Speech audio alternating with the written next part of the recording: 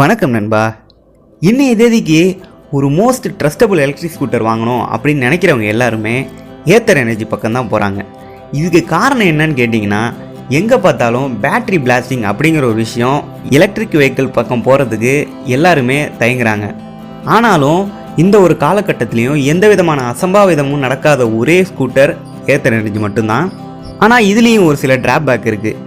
அதில் மெயினாக பார்க்க போனோம் அப்படின்னாக்கா, இதோட ரேஞ்சு தான் மிகப்பெரிய ட்ராபேக்கு. இதோட ரேஞ்ச் ரொம்ப கம்மி, அதாவது 70 கிலோமீட்டருக்கு மட்டும்தான் அவங்க ரேஞ்ச் கொடுக்குறாங்க.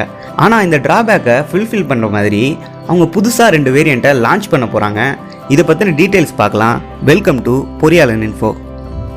இப்போது ரீசெண்டாக அஃபிஷியலான இன்ஃபர்மேஷன் படி பார்த்தீங்கன்னா, ஏத்தர் அவங்க புதுசாக 2 மாடலில் லான்ச் பண்ண போகிறாங்க. அது பார்த்தீங்கன்னா 450Xோட அப்கிரேட் வெர்ஷன் அப்படிங்கிற மாதிரி சொல்கிறாங்க.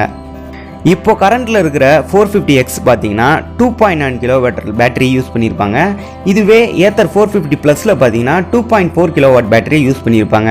ஆனால் இந்த புது வேரியண்ட்டில் பார்த்தீங்கன்னா 3.66 கிலோவாட் பேட்டரி யூஸ் பண்ணியிருக்காங்க. அதை இந்த இடத்துல மென்ஷனும் பண்ணி காட்டியிருக்காங்க.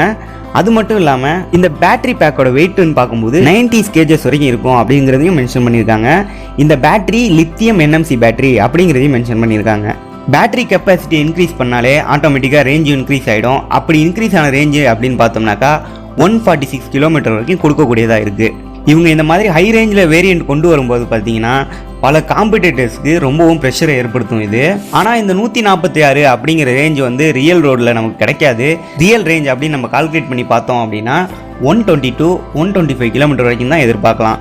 ஒரு சில சாஃப்ட்வேர் அப்டேட் மூலியமாக இந்த நியூ வேரியண்ட்டில் பல சேஞ்சஸ் கொண்டு வரலாம். ஆனால் இதோட டிசைனில் சேஞ்சஸ் இருக்கா, இதோட ப்ரைஸ் எவ்வளோ அப்படிங்கிற டீட்டெயில்ஸ்லாம் இன்னும் எதுவுமே கிடைக்கல.